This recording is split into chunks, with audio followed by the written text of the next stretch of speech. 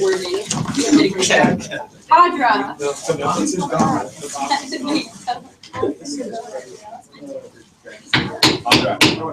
All right. I call this fifth meeting of the 12th Undergraduate Senate to order. I will begin by calling the roll. Senator Pintar. Here. Senator Lickstein. Here. Senator Hurwitz. Here. Senator Hinkins. Here. Senator Gale. Here. Oh, here. Senator Bartow. Here. Senator Mays. Here. Senator Pugh. Here. Senator Kenna. Here. Senator Palmer. Here. Senator Herrera. Here. Senator Volk. Senator Conover. Senator Grant.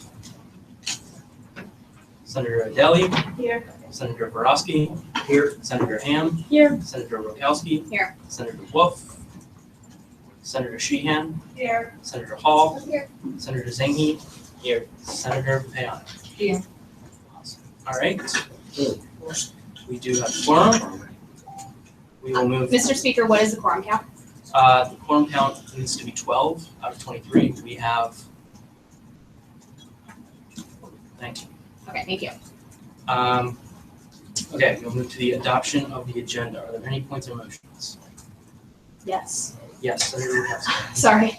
I move to move the policy book for the judicial register first. Is there a second? Second. All those in favor? Aye. All those opposed? Okay. Any new business?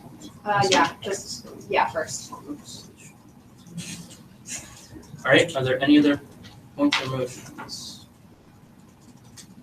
Mr. Speaker, I move to introduce resolution 1617-005.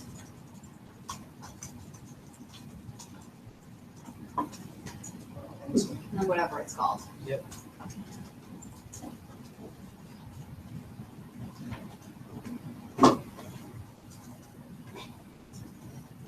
Okay. Needs no vote. Any other points or motions on the agenda? Entertain a motion to adopt the agenda. To adopt by unanimous consent. Is there a second? Any objection? All right, it is adopted. We will move to adoption of the minutes from the fourth meeting. Any points or motions? I meant to do that. Is there a second? Second. Okay, all those in favor of adopting the minutes? Aye. All those opposed? All right, minutes are adopted. We will move to a period of public comment. Are there any members of the public wishing to speak? Okay, we will move to reports from officers. Vice President, you have 4 minutes. I will pull up your slides.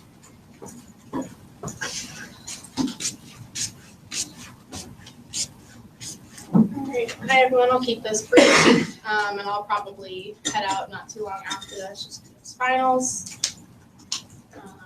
I'll go to the next slide. Yeah, sorry.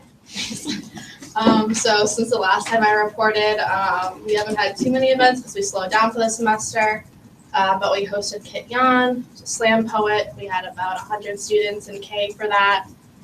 It was a really, really great event. WI also hosted a self-care night this past week. And then our last thing this semester is that we are co-sponsoring the final perk in the library on Wednesday from 7 to 8:30. Free coffee, stuff like that, if you want to come out. It's 90s themed. So yeah, it'll be fun. Something that I want to work on and would love to get ideas about from anyone who wants to work with me on this. The class of 2020 council wants to start being active. I've met with the president, Stephanie, quite a few times. Her and her e-board have some really great ideas. By a bill last year, class councils can no longer use any student government funds. And it's my understanding that because student government is funded by the student activity fee, that they can't fundraise to get money. So I have a few ideas on how to let them be active without necessarily letting class councils have full access to student government funds again. If anyone would want to work with me on that, my idea would that my idea is that they would be allowed to access SG funds, but they would have to like work directly with me and get my approval in order to access any funds. Not just, so that it's not like as like free range that they can just submit a financial request form, get the funds, do their event. They'd have to have a little bit more supervision. So yeah. For next semester, expect several big announcements from everything in like the first week of school. The first like month and a half are going to be jam-packed with all sorts of events. We're working on Walk of the Year, a spring sub show, the second annual AmFest, the Breaking Ground monologues, Founders Day ball, of course.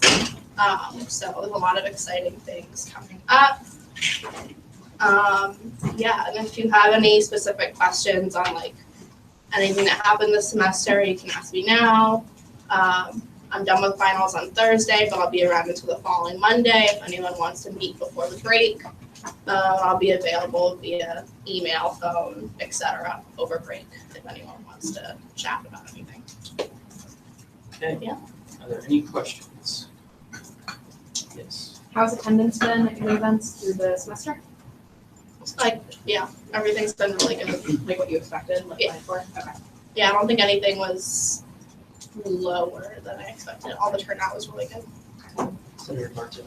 Are there any other active class councils? Are there any Other active? Yeah. No, I mean, there were e-boards elected to all of them. And I like reached out to all of them over the summer so that they would know that like they're part of the vice president's cabinet and just kind of like understanding their place in student, like where like they fit into everything in student government and knowing that I'm a resource if they wanted to do everything and also informing them about the bill that restricts their access to funds. But nobody reached out to me wanting to be active besides Stephanie. Any other questions? Okay, thank you very much. Oh, You- Oh, yeah. so, I'm sorry. Go ahead. Just, do you know the reasoning behind why, if they're part of your cabinet, they don't have access to government funds? Yeah, so basically the class councils, their original, this kind of ties into like a larger issue. The class councils were originally, like their original purpose was to like fundraise for like the class gift once they became seniors. That's like my understanding of it. And then because like they dropped the ball so many times, that responsibility was taken away from them a few years ago and is now like dealt with by like a university office. So like they all just like kind of existed, but like didn't really do anything, and occasionally you'd have someone elected that wanted to like do things, but it's been kind of rare over the past several years. So last year they tried to pass a referendum actually like getting rid of the class councils, and it didn't pass by a wide enough margin to take them away. But so yeah, they restricted their access to funds because they've been inactive for a really long time. Any other questions? Okay.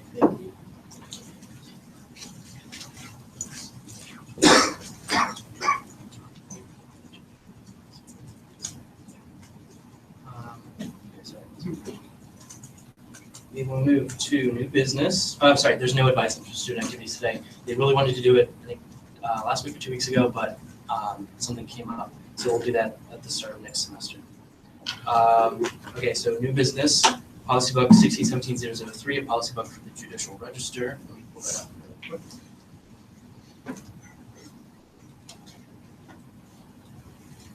Okay. Okay, are there any points or motions? So I move to strike this and add what I sent you yesterday. Okay. Second. Okay, this is what, I think you sent it to everybody, right? Yes. Okay, so this is the amended version. So you all have this. So there was a second. All those in favor of striking and replacing with this language, say aye. All those opposed? Okay, So these are now the proposed changes, as I understand it. So these will be sent to the board unless there are any other points or motions on this issue. Okay, I'll send this to the chief. Are we allowed to We go have through it? You still Yeah, have to yeah. recommend. Okay. Yeah. Move to recommend. Okay, is there a second? Second.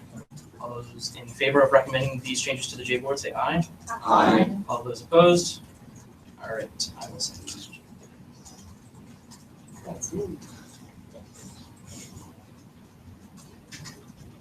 Okay. We will move to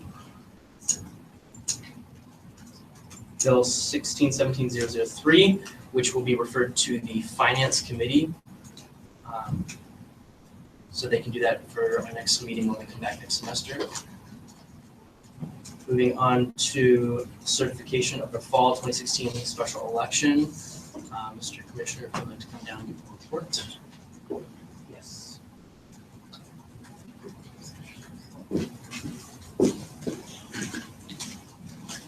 Hello, everybody. All right, so this was a pretty smooth special elections. There was one candidate. The turnout was, as expected, pretty low, but coming with finals, being one candidate, and being in special elections, throws people off.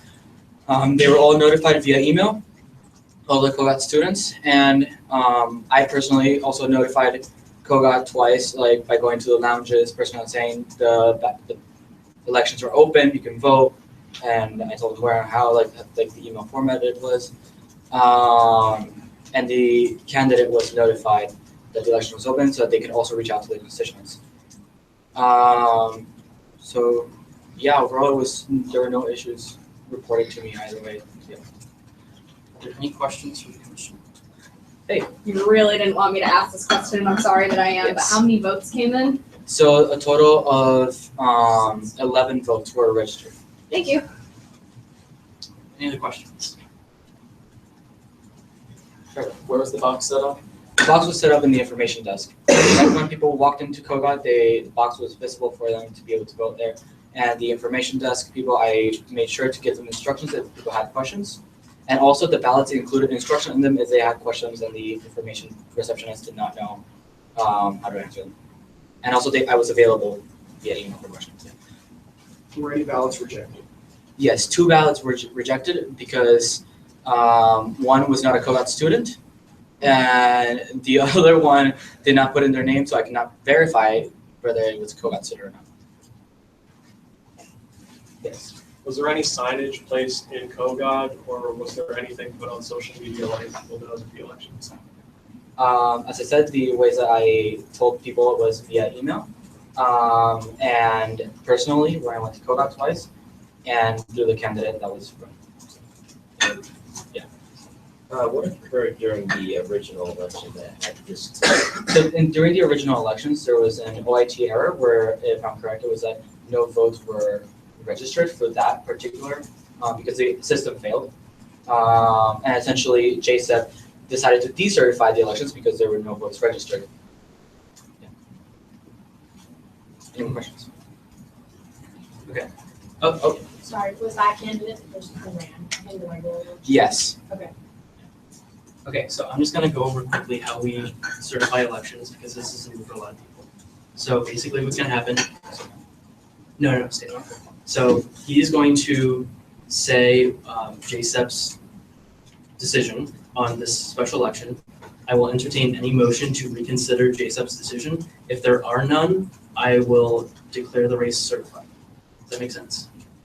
Okay, so what was JSEP's decision on this special election? JSEP's decision was a unanimous certification of the election. Okay, are there any motions to reconsider JSEP's decision? Okay, I will announce this election certified. Congratulations. Thank you, guys. Thank you.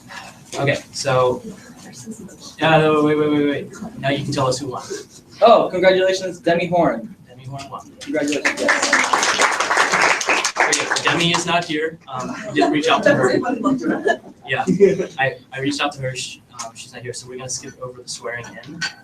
But that election is certified. We have another senator. Okay. We will move to resolution 1617-005. Sorry, hold on. This isn't. Oh, you added it. Sorry. You did, you're right.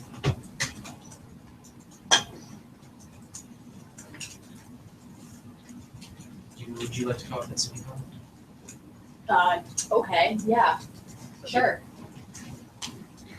I sent it to you guys not too long ago. It was like an hour, maybe, I'm not sure.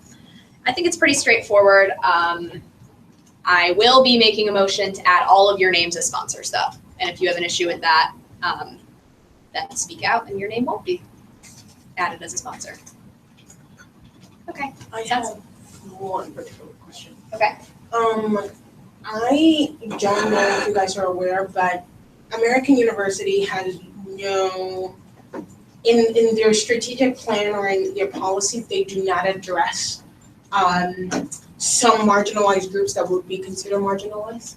So although I agree with it and I think the intention is great, I think that it would be great if we can sort of add some more in-depth policies that we would like the school to, that we would like to enact in the school, because reaffirming, how do we want to reaffirm and how do we go about it is a very important question.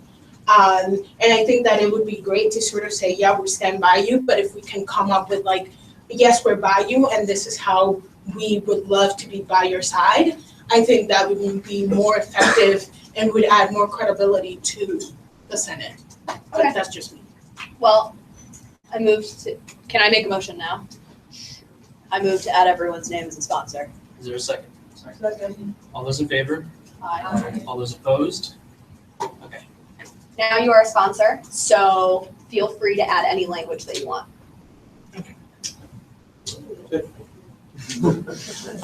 I think for the benefit of colleagues, it's also important to note that like this is not the beginning nor is it the end of the Senate's work on this issue. It's not the beginning nor is it the end of the student government's work on this issue.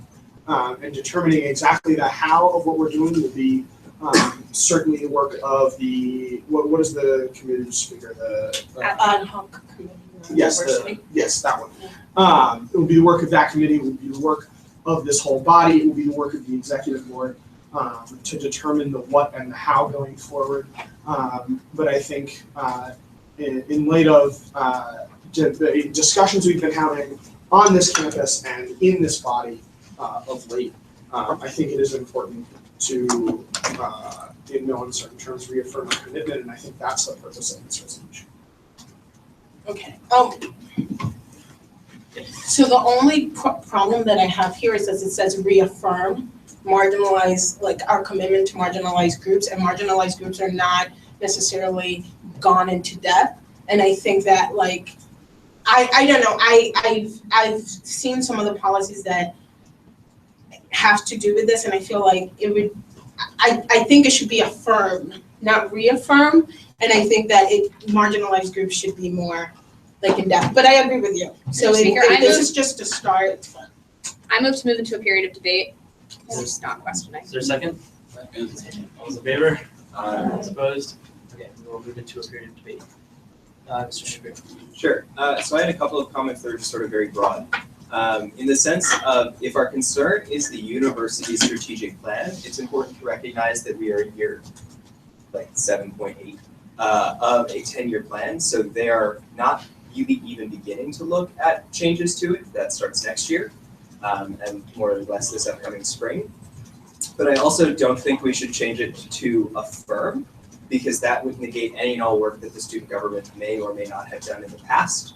And I think that there are certainly a lot of arguments to say that maybe we should have been doing more, but this is not to say that we haven't done anything. Yes. Would there be a way or like certain language that we could go into detail about what the Senate has done before and what we're going to do now? Like just showing a certain, like, because if people feel that we haven't been doing enough, is there a way to show like what we have done and then show what we're going to do in the future? Yes. Speaker, request for information. Could you clarify the process by which legislation is amended in this forum and the purpose of debates and motions? Okay, so right now we're in a period of debate. Everybody has 1 minute to speak, to a total of up to 2 times. If you want to amend the resolution, it takes a simple majority. And if you would like to end debate, simple majority. And if you would like to adopt a resolution, it's with a simple majority. Does that answer your question? Yeah. Okay, yes. Hi, so I don't know what I'm saying, Mr. Rice, correct me, but I motion to end debate and move into an unmoderated caucus so that we can like openly discuss. Okay, there was a motion to end debate and move into an unmoderated caucus. All those in favor? Aye. All those opposed? Okay, Okay, so now just, yes, All right. names. so I think that we should propose some amendments then, however you want to write them, and then maybe consider moving this from a resolution to a bill. Second. That's not Well, we don't It's need not to a thing, we're in but a I modern know. caucus, that's just my like opinion. So if you wanted to start like rephrasing the sections that you think need either additions or rephrases, we could write them as we go, and then like everyone can contribute, because everything is off right now, it's like free. So I have one question. So when you amend something, does it have to do in the period of today, like today's meeting, or can it be left to be on Well, works? In that case, then we would table it, and then you would make the amendments, we would come back to it. But like if you don't want to do today, but normally what we would do is, and correct me if I'm wrong, is amend while we're sitting here, and then like we vote on the amendments, and then we go back to voting on the resolution or the bill. You can also, Right, amendments need to be specified Yeah, in motion. if you, but right you now can it's also sort have of, it ask request a report from that committee. yeah, So like, instead of just tabling it out, like tabling it outright and just waiting until the next semester and like maybe it gets picked up again, you can require that a committee, either ad hoc, standing, etc., comes forward with a report on what they would do if they were rewriting this legislation, and then reconsider their report as well as the you resolution. can also set like a date in which you want them to come in by. Yeah, so is that something you'd be comfortable with, referring us to the committee on, what is it called, the ad hoc? The ad hoc committee on diversity and The ad hoc committee. Yeah. In that case, Mr. Speaker, I move that we end this period of unmoderated caucus and commit this resolution to the ad hoc committee on diversity and inclusion. Okay, is there a second? Second. Okay, the motion is to end this period of unmoderated caucus and refer this resolution to the ad hoc committee on diversity and inclusion. All those in favor? Aye. All those opposed? Okay, it is referred.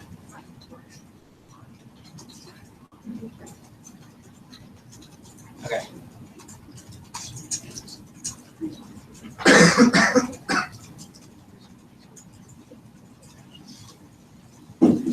All right, we will move to whole business. Bill, yes. Sorry, remembering. Sure.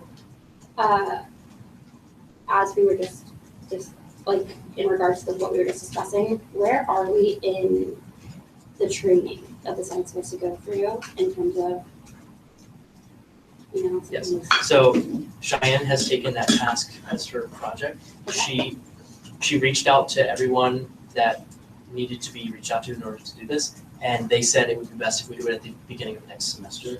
So it was her proposal that we wait. So Which training are you referring to?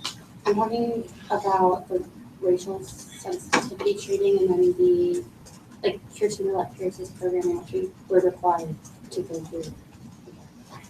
So yes, that is coming. Okay. Okay, so we will move to old business, Bill 16-17-001. Are there any points or motions on this bill? What bill is This is the bill to amend the bylaws regarding the judicial register. Mr. Speaker, that didn't make it out of committee. Thank you. Okay, we'll move to policy book 16-17-004, elections policy book. Louise, would you like to speak? You don't have to. Sure, I'll just like mention a few changes, make sure that the senators, just give me a second.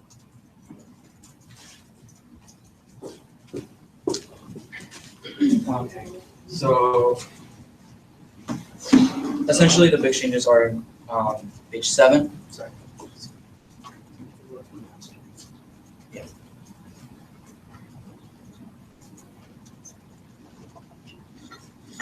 Section 5. Okay, page 7. Yeah, section 5. Okay. So in section 5, subsection 3, we eliminated shocking.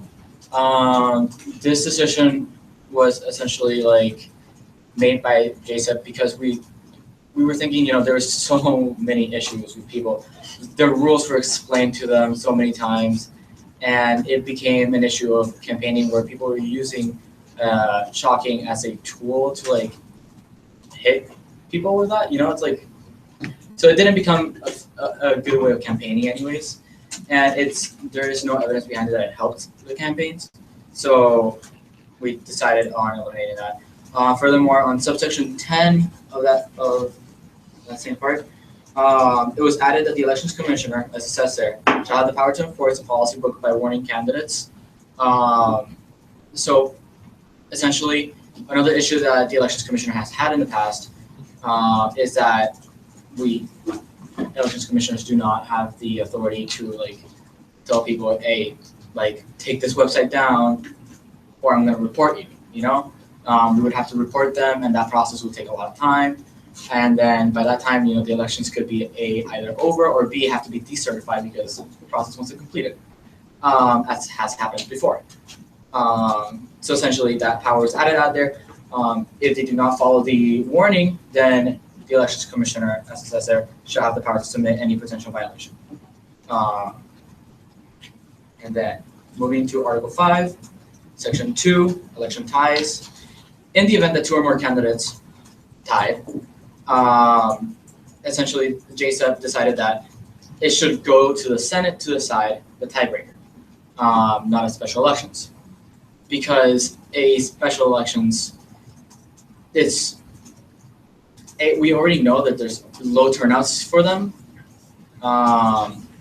and it'll create a lot more confusion among the students, and JSEP just thought it would be best to move forward with this new process and try it out.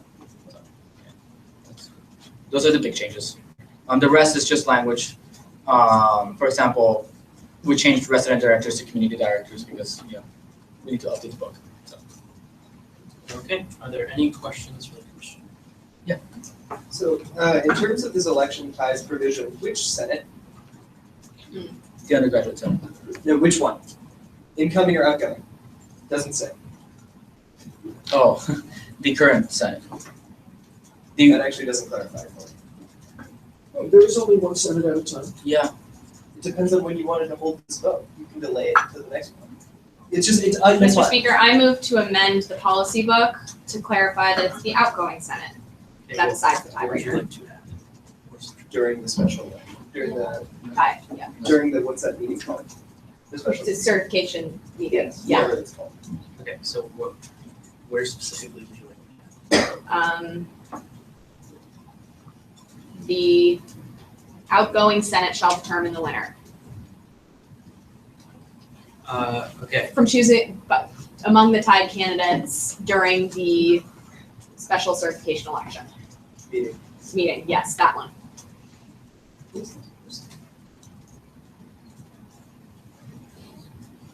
okay, there is a motion to amend. Is there a second? Second. All those in favor? Aye. All those opposed? Okay. Any other questions for the elections commission? Yes. So you banned chalking because you didn't want to deal with the cases. No, not simply because of the cases. It is because of the manner in which shocking was affecting campaigning. So essentially, like I said, shocking was instead of being used in to promote yourself, it was being used to other candidates would be that one's 3 inches too big. So let's report them and make that campaign look bad. And essentially it became like a battle between all the campaigns and that. And it was and nobody followed the rules, and we just thought it was better to remove that as a whole. So I have a do you want to go ahead?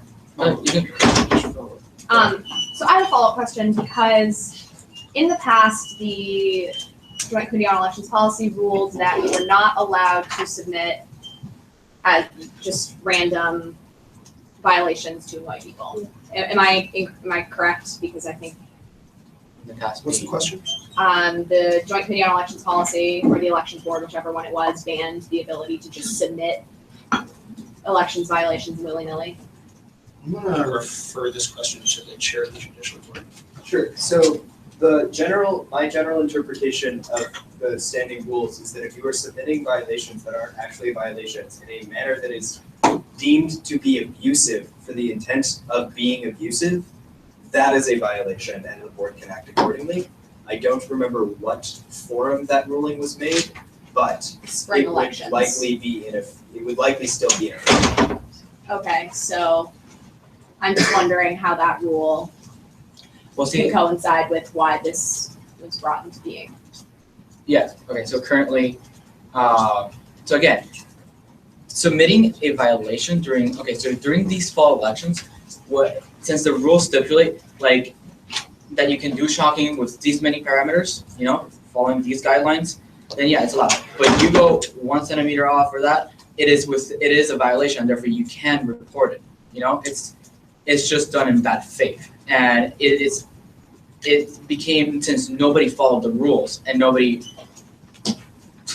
essentially did, and they were all notified of this, we decided that it'll be beneficial for candidates in the future not have to deal with this issue and focus more in just like other forms of campaigning.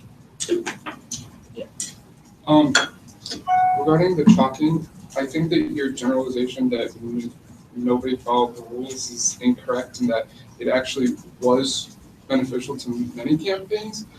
Did the JSAP discuss ways to resolve the issue that Yes. you're presenting without getting rid of chalking? Yeah, we attempted to come up with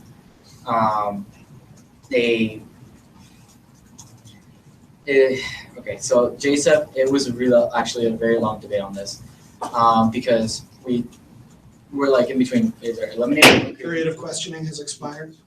I move to extend questioning until all questioning is I move to extend the period of questioning. There's already a motion on the floor. The motion is that the Senate extend the period of questioning for such time as it may consume. Is there a second? Second. Those in favor say aye. Aye. Opposed? Okay, period is extended indefinitely. Okay.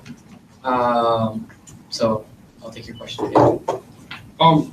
Is there a way that the JSAP discussed resolving the issue with violations of that rule without getting rid of chalking altogether?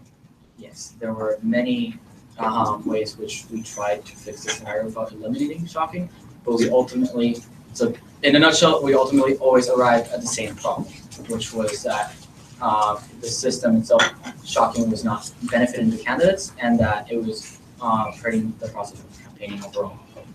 So with Trevor? It's my understanding that in this past election cycle that there was only actually one candidate that submitted a violation against someone, and then the rest of the violations were submitted because the elections commissioner filed them, just as of like a equality kind of thing. Is that not true? That is true. Once that one policy violation was submitted, he had the elections commissioner at the time has to go and check all of them and like verify that they're all following the rules, and there were a lot that weren't.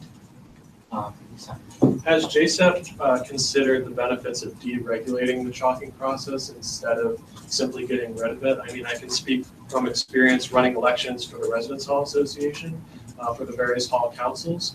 We didn't really have a lot of regulations regarding chalking. There weren't any issues. Several people in this room use chalking, I think, to great effect in campaigning. My question is if they've considered that possibility. Yeah, we so essentially just taking away the barriers and just letting people shock. Yeah, we consider that. We also consider that if that was allowed, then people can just shock the entire quad. Hey, excuse me, I'm sorry, but I would have had this room here from 2 to 6. So, and it's reserved, so you need to leave. I reserved this for the Kogon room request for review session, so Okay. I apologize. There is a room across the hall where they did not reserve that room, they're having an informal study session, so maybe you can boot them out, but I'm gonna have to take this room. Okay. Could you give us just 5 minutes?